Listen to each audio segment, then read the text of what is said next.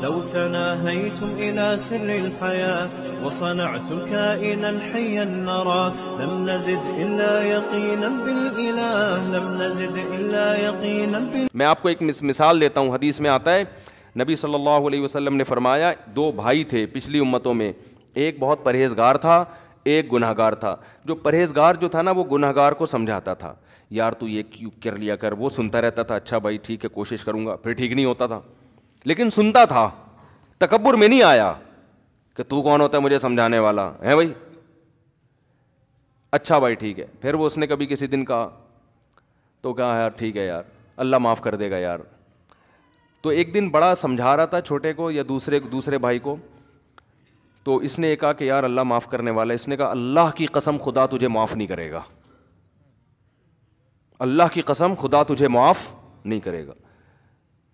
نبی صلی اللہ علیہ وسلم نے فرمایا اللہ کو اتنا غضب آیا, اللہ نے فرمایا این المتعلی علی اللہ اللہ یغفر لی فلان, میرے اوپر کون قسم اٹھا کے کہہ سکتا ہے کہ میں مغفرت نہیں کروں گا. اللہ نے دونوں کو موت دی, اس کو بخش دیا جو گنہگار تھا اور اس کو جہنم میں ڈال دیا اللہ نے. آپ کہہ سکتے ہیں یار ایک بات پر ساری نیکیاں ختم ہو گئیں اس کی. بظاہر تو لگتا ہے نا معاذ اللہ کو یہ ظلم تو نہیں ہو رہا. اصل بات یہ کہ ان نیکیوں کی بیس کیا تھی, وہ نیکیاں تو وہ تکبر کی بیس, وہ نیکیوں کی بیس ہی غلط تھی.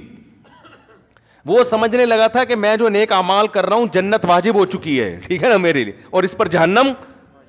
تو جب آپ کے یہ کانسیپٹ ہی غلط ہے تو اس کا مطلب اللہ کی نظر میں وہ گنہگار نیک تو نہیں تھا لیکن آپ سے زیادہ نیک تھا وہ, کیونکہ آپ کی نیکیوں کی بیس ہی غلط تھی. آپ کو تو نیکی کرنی چاہیے تھی بھائی, ہم اللہ کو خوش کرنے کے لیے کر رہے ہیں, اللہ اپنے فضل سے نیک لوگوں کو جنت میں داخل کرتا ہے, اللہ پر لازم نہیں ہے میں تو نیک کر کے بھی میں اللہ کا شکر کہاں ادا کر رہا ہوں. آپ کو یہ سوچ کے کرنا چاہیے تھا. اور دوسرے پہ آپ نے جو اللہ پہ کہہ دیا کہ اللہ مغفرت کر ہی نہیں سکتا. یہ اس کی مثال ایسے جیسے کوئی کسی سے چندہ مانگنے کے لیے جائے, اس کی مرضی دے نہ دے. ایک آدمی کسی سیٹھ صاحب کے پاس گئے جو بڑے سخی تھے, جو ہر ایک کو لٹایا کرتے تھے نا, بڑے سخاوت, اور ان کو اپنی سخاوت پہ بڑا ناز بھی تھا. آپ نے کیا کیا کہ ایک آدمی ان سیٹھ صاحب کے پاس چندہ لینے کے لیے گیا, اتفاق سے اس دن سیٹھ صاحب نے اس کو کسی مصلحت سے نہیں دیا, منع کر دیا.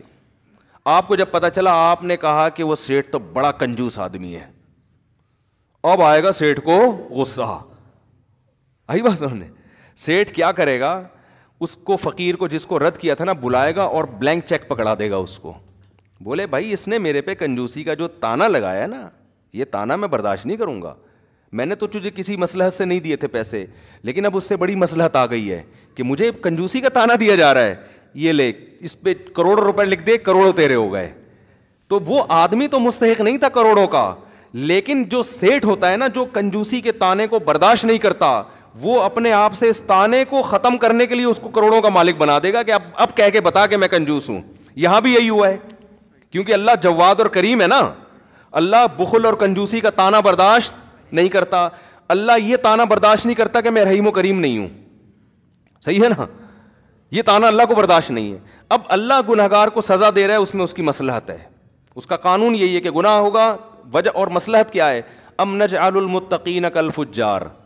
اللہ فرماتا ہے اگر میں سارے گناہ گاروں کو بخش دوں, سزا ہی نہ دوں, تو جو گناہ سے بچے ہیں اور جو گناہ کرنے والے ہیں وہ سیم ہو جائیں گے. تو بچنے والے کہیں گے اللہ جب سبھی کی مغفرت کرنی تھی تو ہمیں اتنا تکلف کرنے کی ضرورت کیا تھی, ٹھیک ہے, ہم نماز پڑھ رہے ہیں فجر کی, ہم جناب روزے رکھ رہے ہیں, ہم نظروں کی حفاظت کر رہے ہیں, اور یہ تاڑو ایک نمبر کا, کوئی انٹی اس نے محلے کی چھوڑی نہیں ہے, یہ بھی اسی جنت میں میں بھی اسی جنت میں, تو ہم بھی یہی کر لیتے, ہم بھی تاڑو بن جاتے. تو قرآن کہہ رہا ہے ام نجعل المتقین کالفجار, یہ کیسے ہو سکتا ہے کہ میں نیک لوگ اور پرہیزگاروں کو ایک جیسا ٹھکانہ دے دوں. تو عام اصول اللہ کا یہی ہے, گنہگار کو ملے گی سزا, وہ سزا بھگتنے کے بعد جنت میں جائے گا, اور نیک آدمی وہ پہلے ہی جنت میں جائے گا, اور جنت میں جائے گا بھی اونچے درجات میں. تو قانون یہی ہے. اب اسی قانون کے مطابق اللہ تعالیٰ چاہتے کیا کرتے, جو بھائی گنہگار تھا اس کو کیا ملنی چاہیے تھی, سزا. اصول تو یہی تھا. لیکن جب اللہ کو تانا دے دیا نا کہ اللہ تو اللہ کی قسم مغفرت کر ہی نہیں سکتا, یہ ایسے جیسے بڑے سیٹھ کو آپ کہہ دو خدا کی قسم اس کی جیب سے کوئی 5 روپے نکال کے دکھائے, وہ کہے گا بھائی تو مجھے کیوں چیلنج کر رہا ہے, ٹھیک ہے نا, مجھے کیوں چیلنج کر رہا ہے. وہ 5 نہیں, وہ 5 کروڑ نکال کے دے گا, اور آپ کو تپانے کے لیے دے گا وہ. تو یہاں کیا ہوا ہے, اللہ کو یہ تانا دے دیا کہ وہ رحم نہیں کر سکتا, بندوں کو معاف نہیں کر سکتا. تو اب اللہ کو کی جو صفت ہے نا, جو غیرت والی صفت, وہ صفت جوش میں آئی ہے کہ میرے کو یہ کہہ دیا میں کسی گناہگار کو بخش نہیں سکتا, میں بخشوں گا اس کو, ٹھیک ہے نا, میں بخشوں گا, کر لے کیا کرنا ہے تو نے. تو وہ غریبی میں اس کی کیا بخشش ہو گئی, غریب. اس نے آخرت میں بھائی سے گلے مل کے کہے گا یار نیکیاں تو نے کی ہیں, فائدہ کس کو پہنچا دیا مجھے.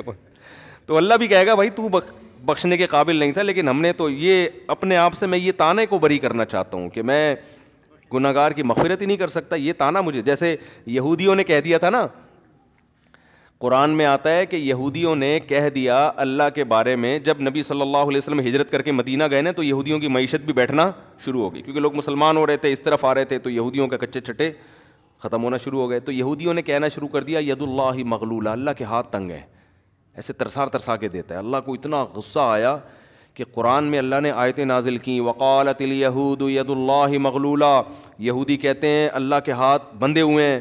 فرمایا غلت ایدیہم, ان کے ہاتھ اللہ نے باندھ دیے ہیں, یہ کنجوس ہیں. بل یداہ مبسوط, جیسے ہم جب کسی کو تانا دیتے ہیں نا, کوئی آپ کو بولے کہ تو چور ہے, کہ تیرا باپ چور ہے, ہم کہتے ہیں نا, کیا خیال ہے, چور ہوگا تیرا باپ, ایسے ہی کہتے ہیں کہ نہیں کہتے. اگر تھوڑا غصہ آئے تو آپ بولیں گے میں چور نہیں ہوں, اس کی علامت ہے کہ آپ چور ہیں, کیونکہ جو بالکل چور نہیں ہوتا نا, وہ چوری کا تانا اس کو تھوڑی سنتا ہے. اگر آپ واقعی چور وہ چوریاں کرتے تھے, کسی نے آ کے بول دیا یار تم تو چور ہو, تو آپ کہیں گے نہیں ڈرنے لگو, نہیں بھائی میں چور نہیں ہوں, بھائی میں چور نہیں ہوں, ایسے کرو گے نا. لیکن اگر آپ نے زندگی میں کبھی مسجد سے چپل بھی نہیں چورائی, غلطی سے بھی کسی کی چپل پہن کے گھر گئے, چوری کے الزام سے بالکل دور, پھر اگر کوئی آپ کو آ کے کہتا ہے تو چور ہو, تو پھر آپ کو آئے گا غصہ, کیونکہ آپ کی غیرت جاگ اٹھے گی. پھر آپ بولے تیرا باپ چور ہوگا, چور ہوگا, چور ہو گئے, تیرا دادا چور ہے, تمہاری نسلیں, یہ ہوتا ہے نا, ایسا ہی آتا ہے نا. تو اللہ چونکہ جواد اور کریم ہے نا, بہت خرچ کرتا ہے. تو اللہ نے یہودیوں کو صرف یہ جواب نہیں دیا, یہودی نے کہا کہ اللہ کے ہاتھ بندھے ہوئے ہیں, اللہ نے کہا بالکل غلط کہہ رہے ہیں, نہیں, قرآن میں ایسی آیت نازل کرتے ہیں یہ جھوٹ بول رہے ہیں, ایسا بالکل بھی نہیں ہے, غلط بیانی سے کام لے رہے ہیں, میں تو بڑا سخی ہوں, دیکھو میں نے سورج پیدا کیا, میں زمین سے, پھر اللہ اپنی کبریائی بیان کرنا شروع کرتے تو میں نے تو زمین سے یہ چیزیں پیدا کی. نہ یہ اسٹائل اس موقع پر, یہ انداز بلاغت کے خلاف ہوتا کہ اللہ اپنی نعمتیں گنوانا شروع کر دیتا, یہ بلاغت کے خلاف ہوتا. اللہ نے بتایا کہ مجھے بخل کا تانا برداشت نہیں ہے. کیوں؟ جو جواد اور کریم ہوتا ہے نا بہت زیادہ, وہ کنجوسی کا تانا بالکل بھی برداشت نہیں کرتا, وہ تو غیرت کا مسئلہ بنا لیتا ہے, یہ اس کی علامت ہوتی ہے, اس کو بہت بڑا جرم سمجھتا ہے. یہ دیکھو آپ کسی گورے کو بول دو کہ تو یار بد نظری کرتا ہے, تو آنکھ مٹکا کرتا ہے لڑکیوں کا, وہ کہے گا تھینک یو, وہ کہے گا بھائی آپ کا بہت شکریہ, اب صرف اتنا سا کرتا ہوں میں بھائی, کیونکہ ان کے ہاں اس سے زیادہ ہو رہا ہے, وہ کہیں یہ کیا ہے, اس کو جرم نہیں سمجھے گا. لیکن آپ یا کسی گورے کو زانی کہہ دو, ابے تو شادی کے بغیر کسی لڑکی سے تیرے تعلقات ہیں, کہ میری باڈی ایکچولی میں میری مرضی میں جو مرضی کروں, وہ اس کو اتنا بڑا مسئلہ نہیں سمجھتے. لیکن گورے کے سامنے یہ بتاؤ کہ فلاں آدمی اتنا اچھا ہے کہ وہ کہہ رہا ہے بھائی میں تو میری پہ بلیو کرتا ہوں, میں تو شادی کر کے, وہ کہہ کہ چلو یار اچھا بہت تہذیب یافتہ آدمی ہے, وہ ویری گڈ کہہ کے نکل جائے گا بدلی گلی سے, ٹھیک ہے نا, کہ یار چلو اچھا ہے, ایسے لوگ بھی کچھ مارکیٹ میں 2-4 عجائب گھر میں رکھنے کے لیے ہونے چاہیے, ٹھیک ہے نا, کہ جو بھی شادی پہ بلیو کرتے ہیں, اچھا ہے ہمارے عجائب گھر اس سے چلتے رہیں گے.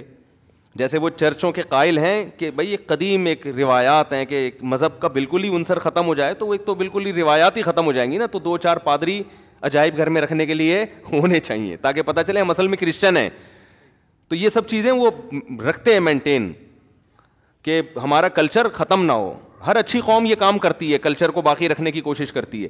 تو خیر اب کیا ہے کہ لیکن آپ یہاں کسی پرہیزگار آدمی, کوئی بزرگ ہوں جو ہر وقت بد نظری کے خلاف بیان کرتے ہوں, وہ تو آپ ان کو بولو کہ یہ تاڑو ہے, ابھی زانی بھی نہیں کہا, اس کو ایسا غصہ آئے گا, وہ کیوں, وہ اس جرم کو بہت بڑا جرم سمجھ رہا ہے, تو وہ کہے گا تیرا باپ تاڑو ہوگا تو اپنا ڈی این اے کرا جا کے, تیرے تو نسب پہ مجھے شک ہے, ایسے ایسے تانے دینا شروع کر دے. یہ بلاغت ہوگی اس موقع پر. تو یہ غصہ آنا اس کی علامت ہوگی کہ آپ اس تانے کو ہلکا نہیں سمجھتے. اس موقع پر ہمیشہ نہیں ایسا ہوتا, بعض دفعہ مصلحتاً انسان خاموش رہتا ہے کہ یار لوگ تو بولتے رہتے ہیں, اب ہر ایک کو جواب دیں گے تو مصلحتاً ایک الگ بات ہے, لیکن نارملی جواب کا اسٹائل یہ ہوتا ہے. تو اللہ میاں نے جب یہودیوں نے کہا نا کہ اللہ کے ہاتھ بندھے ہوئے ہیں, تو اللہ نے یہ نہیں کہا کہ نہیں میرے ہاتھ بندھے ہوئے نہیں ہیں, دیکھو میں تو خربوزہ پیدا کیا, میں نے تو کھجور پیدا کی, میں تو اتنا کھلا رہا ہوں, اتنا پلا رہا ہوں صبح شام. نا نا نا نا, اللہ نے جواب دی, کیونکہ اللہ کو یہ تانا پسند نہیں ہے. اللہ نے کیا فرمایا, غلت ایدیہم, ان کے ہاتھ بندھے ہوئے ہیں. یہ کنجوس ہیں ایک نمبر کے, اور آج بھی کنجوس ہیں یہودی. غلت ایدیہم ولعنوا بما قالوا, اور جو انہوں نے کہا اس پر ان پر لعنت ہے. بل یداہ مبسوطتان, اللہ کے, دیکھو یہودیوں نے کہا تھا اللہ کے ہاتھ, دونوں ہاتھ نہیں کہا تھا, حالانکہ دونوں ہاتھ ہی بندھے ہوئے ہوتے ہیں نا جب کسی کے ہوتے ہیں, لیکن اللہ نے یہ نہیں کہا اللہ کے ہاتھ کھلے ہوئے ہیں نا, بل یداہ, اللہ کے دونوں ہاتھ, کیونکہ ہاتھ کا لفظ ایک پر بھی اطلاق ہوتا ہے, دو پر بھی ہوتا ہے. تو یہ شبہ ہو سکتا تھا شاید اللہ نے ایک ہاتھ پیچھے کیا ہوا ہے, دوسرے ہاتھ سے اپنے بندوں کو دے رہا ہے, تو اللہ نے دونوں کا تذکرہ کر دیا. بل یداہ مبسوطتان, اللہ کے دونوں ہاتھ ایسے کھلے ہوئے ہیں. ينفق کیف یشاء, جیسے چاہتا ہے بندوں پہ خرچ کرتا ہے. کیوں ہم جب کسی پہ خرچ کرتے ہیں تو جیسے چاہتے ہیں ویسے کر نہیں سکتے ہم, کیونکہ ہمیں ڈر ہوتا ہے کہ یار ہمارے پاس کہیں ختم نہ ہو جائے. اللہ کہتے ہیں مجھے یہ خوف نہیں ہے, جیسے چاہتا ہوں اپنے بندوں پر خرچ کرتا ہوں. تو یہ خود اللہ کے جواد اور کریم ہونے کی علامت. ایسا جواد اور کریم خدا ہو اور آدمی کہہ رہا ہو دوسرے کے بعد تیسرا بچہ ہوا تو کھائے گا کہاں سے.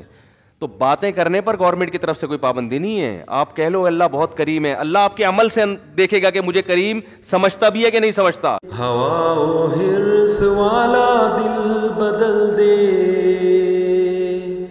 میرا غفلت میں ڈوبا دل بدل دے.